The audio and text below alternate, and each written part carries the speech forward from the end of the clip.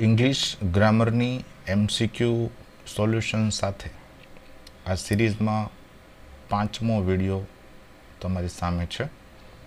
50 MCQ, એમના answers ગ્રામરની દૃષ્ટિએ શા માટે આવે તેની પૂરી સમજૂતી આપણે મેળવીશું. Let's begin. Subscribe now and press the bell icon. Never miss an update. Nobody blank to be blamed. કોઈને પોતાના ઉપર આરોપ લાગે એ નથી ગમતું. અહીંયા શબ્દ છે કોઈને, એટલે ઓટોમેટિકલી સિંગ્યુલર નાઉન બની જાય છે. કોઈને પણ એટલે nobody. એટલે આવા શબ્દોમાં એક પણ ન હોય એવો ભાવ છે. એટલે આવા શબ્દો સિંગ્યુલર હોવાથી સિમ્પલ પ્રેઝન્ટ ટેન્સ લાઇક્સ બી સાચો જવાબ થાય. લાઇક એટલા માટે ન આવે કેમ કે બહુવચન નામ નથી, અથવા આઈ, વી, ધે, યુ એવા કોઈ વર્ડ્સ નથી. આવી જ રીતે no one, nobody, someone, anyone, everyone, nothing, આ બધામાં વનનો ભાવ હોવાથી સિંગ્યુલર વર્બ જ આવે.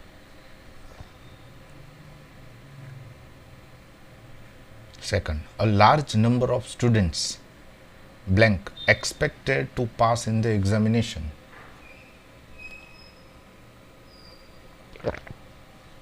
Nobody થી એકદમ વિરુદ્ધ. A large number of students એટલે આપણને એમ જ થાય કે પહેલી નજરે a large number એવું લખ્યું છે, આર્ટિકલ એ છે એટલે એક વચન છે, પરંતુ આનો ભાવ બહુવચન છે. મોટી સંખ્યામાં વિદ્યાર્થીઓ. So a large number of students એટલે પ્લુરલનો ભાવ હોવાથી આર શબ્દ આવશે. ભૂતકાળનો તો પ્રશ્ન નથી, એટલે સી આર સાચો જવાબ છે. મોટી સંખ્યામાં વિદ્યાર્થીઓ પરીક્ષા પાસ કરશે એવી અપેક્ષા છે.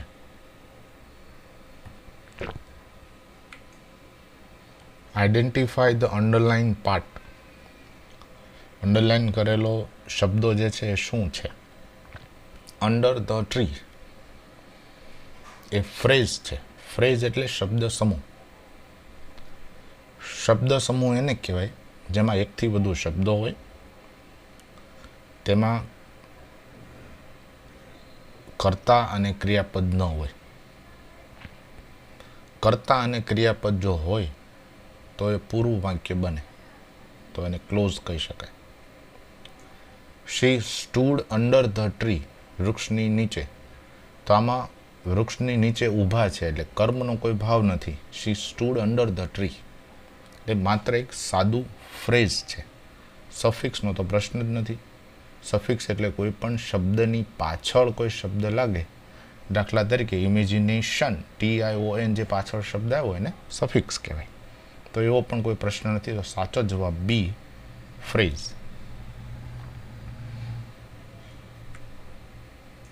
Identify the underlined word. I saw running dog. હવે અહીંયા આઈ સો અ રનિંગ ડોગ. કેવો કૂતરો? રનિંગ કૂતરો. એટલે અહીંયા કૂતરો શબ્દ નાઉન આપણે ગણીએ તો રનિંગ છે એનું એડજેક્ટિવ છે. કેવો કૂતરો હતો? કે દોડતો કૂતરો. પરંતુ આ રનિંગ તમે જુઓ કે રન શબ્દની પાછળ આઈએનજી લાગવાથી બન્યું છે. તો કોઈ પણ વર્બની પાછળ આઈએનજી લાગે ત્યારે એ પ્રેઝન્ટ પાર્ટિસિપલ બને, અને એ પ્રેઝન્ટ પાર્ટિસિપલ ઘણી વખત નાઉન તરીકે કામ કરતું હોય, ઘણી વખત એડજેક્ટિવ તરીકે કામ કરતું હોય. આ કિસ્સામાં એડજેક્ટિવ તરીકે કામ કરે છે એટલે આપણે એને પ્રેઝન્ટ પાર્ટિસિપલ કહીશું. પણ જો નાઉન તરીકે કામ કરતું હોય તો એને આપણે જીરંડ કે વર્બલ નાઉન કહીએ છીએ. આવા એડજેક્ટિવ તરીકે કામ કરતા પ્રેઝન્ટ પાર્ટિસિપલના કેટલાક ઉદાહરણ આપું તો ઇન્ટરેસ્ટિંગ મૂવી. કેવું મૂવી? તો કે ઇન્ટરેસ્ટિંગ મૂવી. Boring subject. કેવો સબ્જેક્ટ? તો કે બોરિંગ સબ્જેક્ટ. સરપ્રાઇઝિંગ ગિફ્ટ એટલે કેવું સરપ્રાઇઝ આપે એવું ગિફ્ટ. એટલે આઈએનજી વાળા આ જે વર્ડ છે એ વર્બમાંથી જ બન્યા છે, પણ એ એડજેક્ટિવ તરીકે કામ કરે છે, એટલે એને પ્રેઝન્ટ પાર્ટિસિપલ આપણે કહી શકીએ. An example of an abstract noun. હવે એબ્સ્ટ્રેક્ટ નાઉન એટલે શું? કે જેને આપણે આપણી પાંચેય ઇન્દ્રિયોથી અનુભવી ન શકીએ, એને સ્પર્શ ન કરી શકીએ, એનો સ્વાદ ન લઈ શકીએ, એને સૂંઘી ન શકીએ વગેરે. તો એવા જે વર્ડ્સ છે, તો એવું નાઉન કયું? તો કે ડેથ, મૃત્યુ છે એને આપણે જોઈ ન શકીએ, એને સ્પર્શી ન શકીએ. તો ડેથ છે એ એબ્સ્ટ્રેક્ટ નાઉન છે, અમૂર્ત. બરાબર. રાઇટ એ તો વર્બ છે, લખવું. ઈટ પણ વર્બ છે, કમ પણ વર્બ છે. ડેથ એક જ નાઉન છે, એટલે A death is a correct answer. આવા ઘણા બધા આપણી ફિલિંગ્સ છે, જે એંગર છે, હેટ્રેડ છે, એન્ઝાયટી છે, જોય છે, લવ છે, ટાઈમ છે, બ્યુટી છે. આ બધા નાઉન એવા છે જેને આપણે અમૂર્ત નાઉન, એબ્સ્ટ્રેક્ટ નાઉન કહી શકીએ. Pick out the collective noun from the following. Collective noun એટલે શું? એવું નાઉન, એવું નામ જેમાં એકથી વધુ વસ્તુઓ હોય, એકથી વધુ વ્યક્તિઓ હોય, એવો ભાવ રહેલો હોય. નાઉન ભલે એક હોય, પણ એની અંદર કામ કરતી વ્યક્તિઓ કે સમાયેલી વસ્તુ કે પ્રાણી એકથી વધુ હોય. ફોર એક્ઝામ્પલ, અહીં બી, ગવર્મેન્ટ સાચો જવાબ છે, કારણ કે government a group of people ચલાવે છે, કોઈ એક વ્યક્તિ ગવર્મેન્ટ નથી હોતું. આવા ઘણા બધા કલેક્ટિવ નાઉનના શબ્દો છે. ટીમ, ટીમમાં કેટલા બધા સભ્યો હોય, કમિટીમાં સભ્યો હોય, જ્યુરી, ક્રાઉડમાં કેટલા બધા લોકો હોય, ઓડિયન્સ એવું આપણે બોલીએ ત્યારે કેટલા બધા લોકોનો ભાવ છે, ફેમિલી. તો આવા વર્ડ્સ અમુક એવા વર્ડ્સ છે જેમાં આપણે બોલીએ પણ એની અંદર કેટલા બધા મેમ્બર્સનો ભાવ હોય, એટલે B, government is the correct answer. Aluminium તો એક ધાતુ છે. ટ્રુથ એક એબ્સ્ટ્રેક્ટ નાઉન છે. જોઈન એક વર્બ છે. After dinner, the mother the child in the cradle. બાળકને માતાએ ક્રેડલ એટલે કે ઘોડિયામાં સુવડાવ્યું, આડું સુવડાવ્યું. એટલે અહીંયા 4 વર્ડ છે. લાઇટ, LAID લાઇડ, LAY લે અને LIED લાઇટ. હવે અહીંયા શબ્દનો ભાવ એવો છે કે નીચે ક્રેડલની અંદર સુવડાવ્યું, એટલે આડું સુવડાવવું એના માટે વર્બ છે LAY, અને LIE વર્બ જે સામાન્ય રીતે ખોટું બોલવું, લાય, એટલે LIED એમ મૂકીએ તો એ ખોટું બોલ્યો એવું થાય. તો અહીંયા મધર ખોટું બોલે એવો કોઈ ભાવ નથી, એટલે લે એ તો મૂળ રૂપ છે.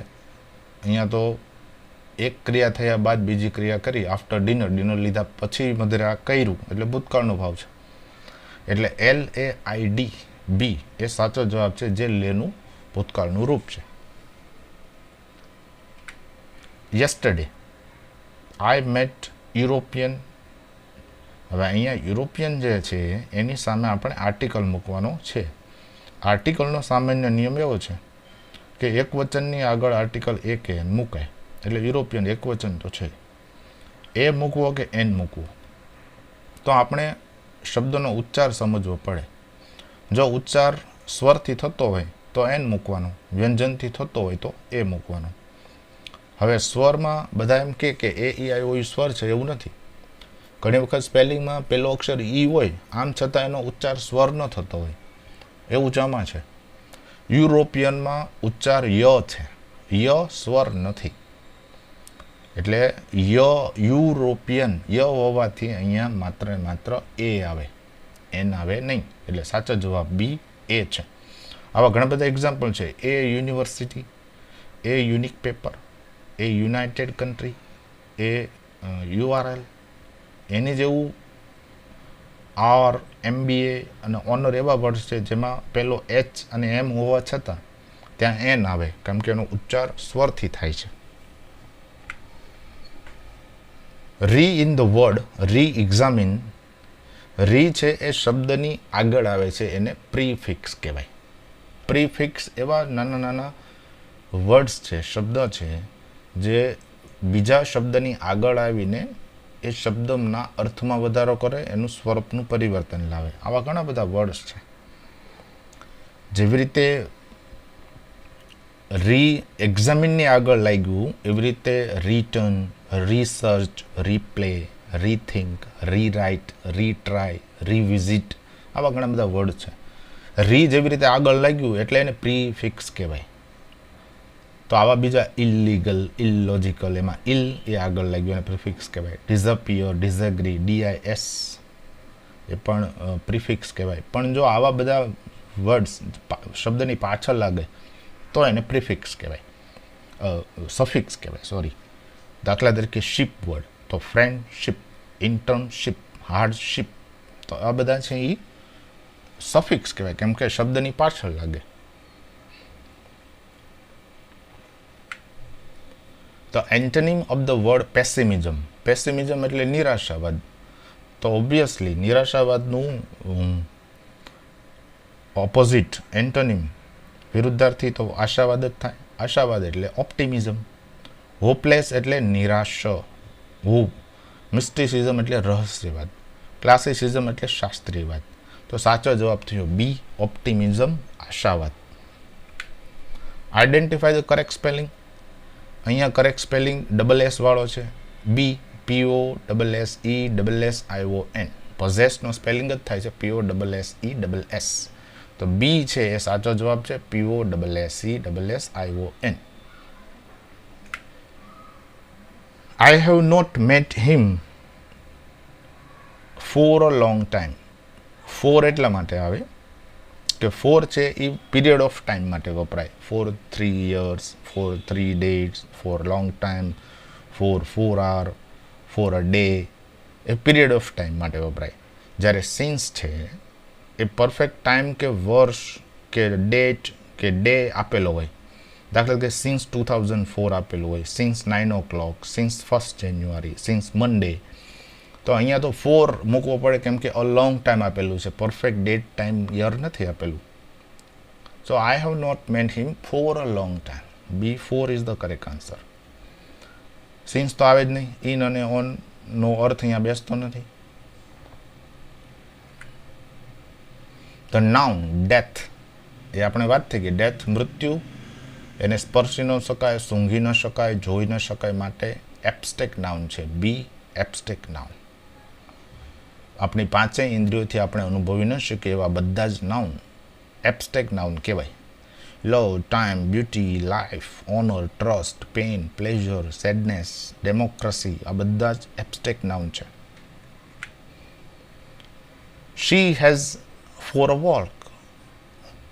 She has for a walk એટલે જુઓ, હેવ, હેઝ ભૂતકૃદન, પૂર્ણ વર્તમાન કાળ છે. હજુ હમણાં જ આ ક્રિયા પૂરી કરી છે અને એની અસર હજી શરૂ છે, હજી હમણાં જ ગઈ એવો ભાવ આપણે હોય. She has gone for a walk, past participle.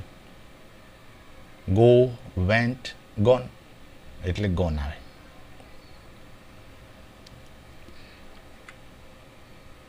I prefer milk to water. જ્યારે પ્રિફર શબ્દ આવે ને, બે વસ્તુમાંથી કોઈ એકની પસંદગી આપણે બતાવતા હોય, પ્રિફર એટલે પસંદગી. મને દૂધ પાણી કરતાં વધુ ગમે છે, તો ટુ શબ્દ મૂકવા.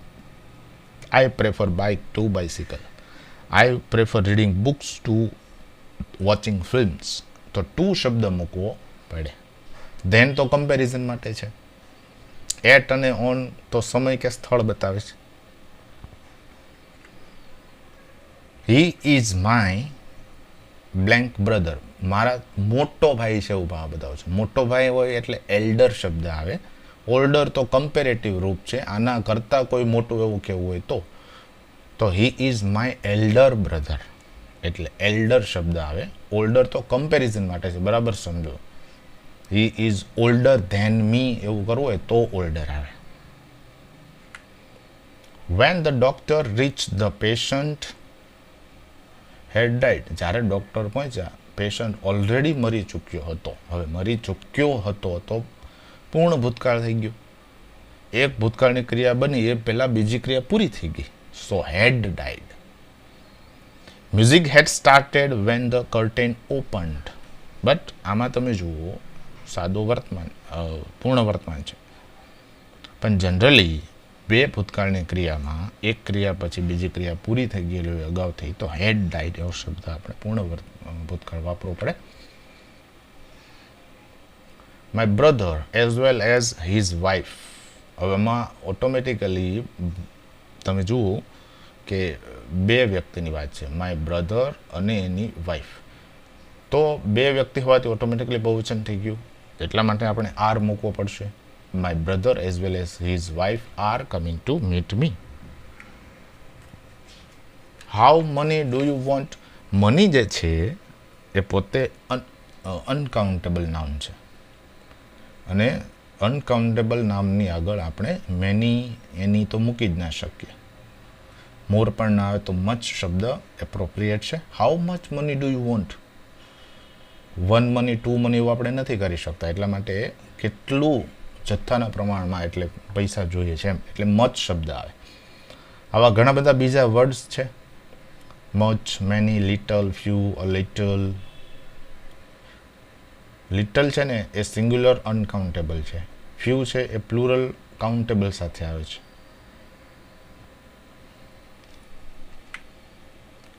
The moon round the sun. હવે જનરલ ટ્રુથ જ્યારે હોય, એક સામાન્ય નિયમ જે હંમેશા સાચો છે, ત્યારે સિમ્પલ પ્રેઝન્ટ ટેન્સ વપરાય. એટલે the moon moves round the sun. Moon એક વચન છે, મૂવ્સ આવે એ મૂવ્સ. આવા ઘણા બધા જનરલ ટ્રુથ છે જે ઓલવેઝ ટ્રુ છે. The sun rises in the east. Rises જો. A magnet attracts iron. Water boils at 100 degrees Celsius. The earth revolves around the sun. Smoking causes cancer. 5 times 5 equals 25. એટલે આવા બધા simple present ટેન્સની અંદર જ general truth આવે, એટલે S અથવા ES વાળું વર્બ આવે જો એક વચન હોય તો. No sooner did I reach the station than THAN the train started. જેવો કે હું સ્ટેશન ઉપર પહોંચ્યો ટ્રેન શરૂ થઈ. THAN કમ્પેરેટિવના ભાવમાં આવે. એક વસ્તુ બન્યા પછી તરત જ બીજી વસ્તુ બની એવું કહેવાના ભાવ માટે વપરાય. અહીંયા ડીડની જગ્યાએ હેડ પણ વપરાય છે. સ્મોલર ધેન, સ્મૂધર ધેન એ ભાવમાં કમ્પેરિઝનનો ભાવ છે. આ ક્રિયા પહેલાં આ ક્રિયા બની એટલે THAN વપરાય છે.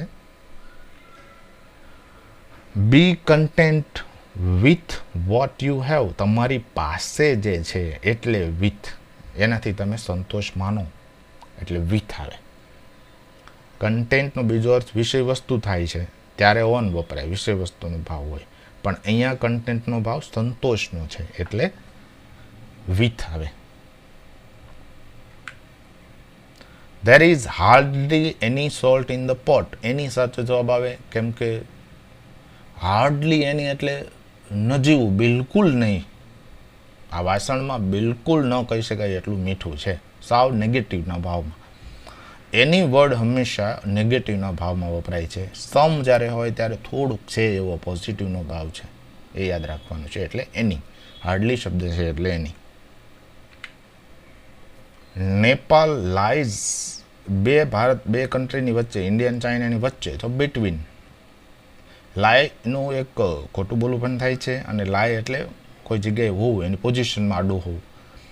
એટલે ચોક્કસ બે દેશોની વચ્ચે નેપાળ આવેલું હોવાથી આપણે એને બિટવીન શબ્દ વાપરી શકીએ. બેથી વધુ હોય તો અમંગ્સ આપણે વાપરવું જોઈએ, ઘણા બધાની વચ્ચે હોય તો ગ્રુપ. એસેસિન એટલે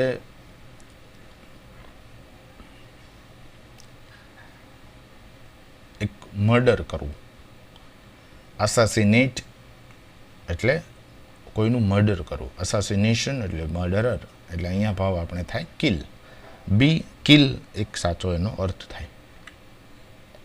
ઈધર અનિલ ઓર અશોક. હવે ઈધર જ્યારે આવે એટલે સ્વાભાવિક છે કે બેમાંથી એકની વાત છે, વિકલ્પ, એટલે એક વચન ઓટોમેટિક બની જાય. કાં તો અનિલ અને કાં તો અશોક આના માટે જવાબદાર છે, એટલે ઇઝ શબ્દ આવે. બેમાંથી કોઈ એકની વાત હોવાથી is. She says she finds science difficult. સામાન્ય રીતે ફાઇન્ડ્સ નો અર્થ થાય શોધવું, પણ અહીંયા ફાઇન્ડ્સનો અર્થ થાય છે એને એવું લાગે છે સાયન્સ અઘરું લાગે છે. ઇડિયમ છે. ઇડિયમ એટલે એવું કે એ શબ્દ સમૂહ બને અને એનો જુદો જ અર્થ થાય. ટુ ફાઇન્ડ સમથિંગ ડિફિકલ્ટનો અર્થ થાય કશું અઘરું લાગવું, તો એને ઇડિયમ્સ કહેવાય. એટલે ફાઇન્ડ્સ વર્ડ વપરાય છે. એન અનમેરિડ વુમન માટે સ્પિનસ્ટર શબ્દ વપરાય છે. વિડો છે જેનું મેરેજ થઈ ગયા છે અને હસબન્ડ ડાય થઈ ગયો છે તો એ વિડો. મેડ છે એની એ કોઈ અનમેરિડ ગર્લ હોય, યંગ વુમન હોય જે ઘરમાં કામ કરતી હોય સર્વન્ટ તરીકે. બેટલર જે છે એ પુરુષ અનમેરિડ હોય ત્યારે બેટલર કહેવાય, એટલે સ્પિનસ્ટર બી સાચો જવાબ છે. સમથિંગ દેટ ઇઝ ઇટેબલ, ખાવા લાયક હોય એને એડિબલ પણ કહેવાય. આપણે નથી કહેતા કે એડિબલ ઓઇલ એટલે ખાવા માટે સેફ ઓઇલ. એમ ઓઇલના ઘણા બધા પ્રકાર છે, જે અમુક ઓઇલ્સ ન ખાઈ શકાય. તો એડિબલ ઓઇલ એટલે ખાવા પાત્ર. પોર્ટેબલ સ્વીટનો કોઈ અર્થ નથી અહીંયા, એટલે એડિબલ એ સાચો જવાબ છે. અ જર્ની બાય સી એટલે દરિયા મારફત જો કોઈ આપણે પ્રવાસ કરીએ તો એ વોયેજ કહેવાય, VOYAG. By boat by ship તમે કરો વોટરમાં થઈને તો એ વોયેજ કહેવાય. સામાન્ય રીતે બાય લેન્ડ જે તમે ટ્રીપ કરો એને જર્ની કહેવાય. બાય એર તમે કરો તો એને ફ્લાઇટ કહેવાય. અને જંગલની અંદર તમે એક ઓર્ગેનાઇઝ જર્ની કરો હન્ટિંગ માટે કે કોઈ નેચરલ સરાઉન્ડિંગ માટે તો એને સફારી કહેવાય. એટલે સાચો જવાબ થાય છે એ વોયેજ.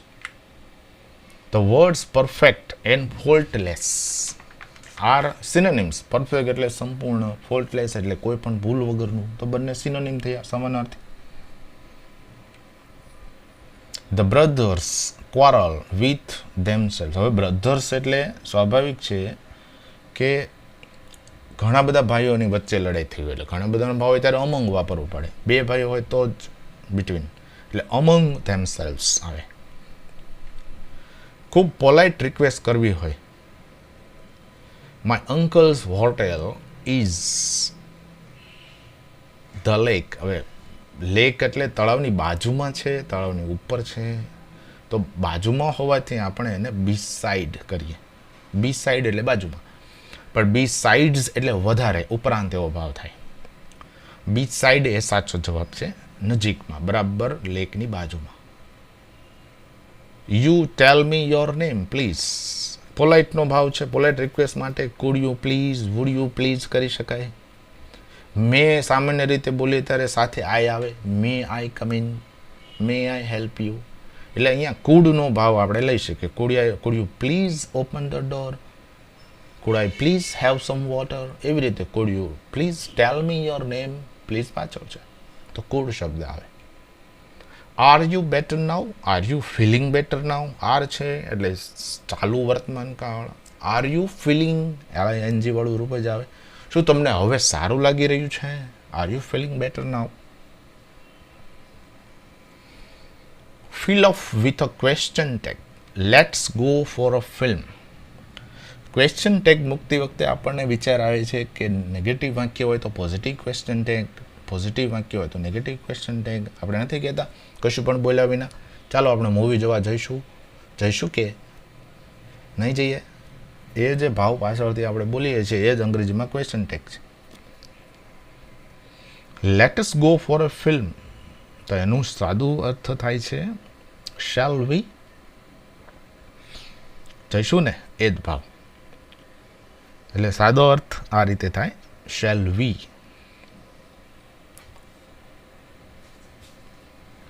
ચાલો આપણે ફિલ્મ જોવા જઈએ. જઈશું કે shall we? Yes. I am very tired. અહીંયા ક્વેશ્ચન ટેગ જનરલી લોકો એમન્ટ આઈ કરતા હોય છે, પણ એમન્ટ આઈ એવો ઇંગ્લિશમાં કોઈ વર્ડ જ નથી, એટલે આરન્ટ આઈ વપરાય છે. ક્વેશ્ચન ટેગનો સામાન્ય નિયમ છે જે મેં કહ્યું તેમ, નેગેટિવ વાક્ય હોય તો પોઝિટિવ ક્વેશ્ચન ટેગ, પોઝિટિવ વાક્ય હોય તો નેગેટિવ ક્વેશ્ચન ટેગ.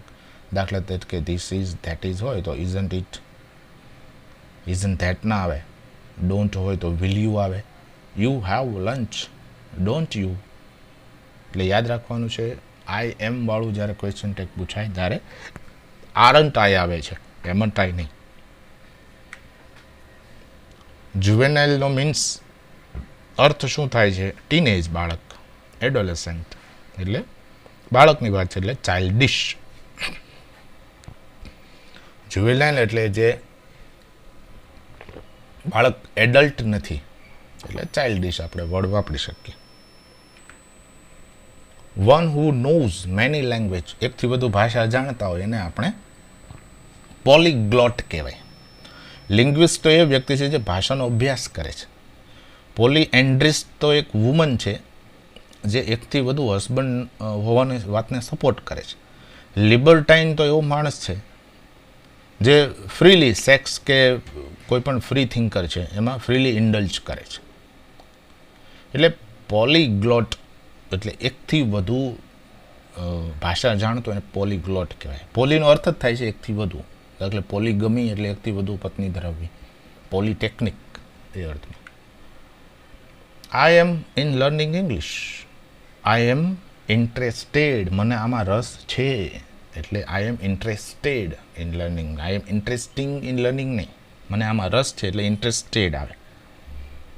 અથવા I am fond of learning English, તો અહીંયા ઇન નીકળી જાય, એટલે સાચો જવાબ થાય interested. Did you hear the news? હવે ન્યૂઝ કયા? તો કે તાજેતરના, એટલે લેટેસ્ટ. લાસ્ટ ટેસ્ટ નહીં, લેટેસ્ટ, LATEST. લેટર એટલે આની પહેલાંના થોડાક મોડા.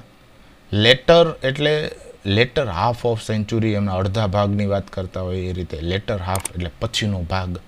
એટલે ન્યૂઝમાં તો આપણે અદ્યતન, છેલ્લા સમાચાર, લેટેસ્ટ, LATEST જ આવે. આઈ wish I were a bird, મને એવી મારું સપનું છે, મારી ઈચ્છા છે કે જો કદાચ હું બર્ડ હોત તો, પક્ષી હોત તો એવો ભાવ હોવાથી વેર આવે. વેરનો ભાવ જ છે હોવું, અને ભૂતકાળમાં હોવું એટલે વેર.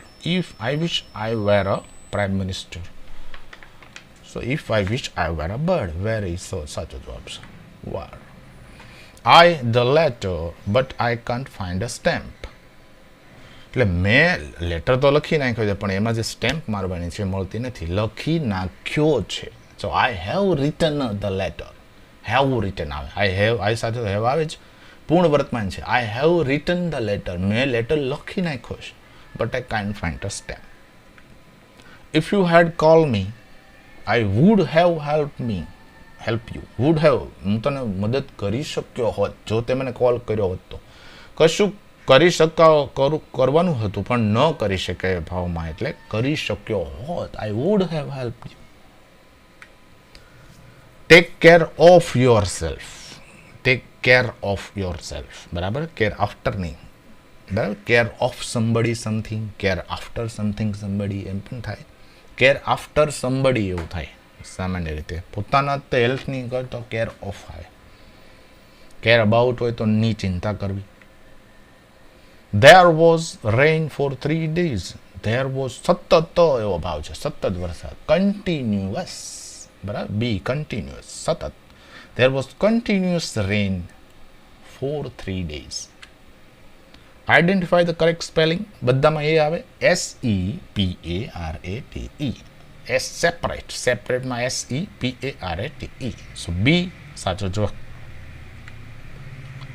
The antonym of dusk. ડસ્ક એટલે સૂર્યાસ્ત, તો સૂર્ય ઉગે, સૂર્યોદયને આપણે વિરુદ્ધાર્થી કહેશું તો dawn, DAWN. Dawn is the correct answer. Please attention to my words, please pay attention to my words. C એ સાચો જવાબ છે.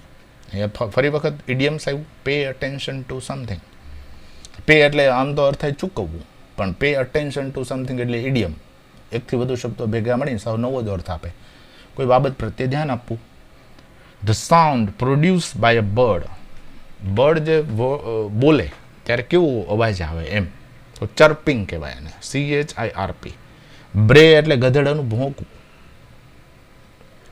મ્યુ એટલે બિલાડી મ્યાઉ મ્યાઉ કરે. તો the sound produced by the bird is chirping.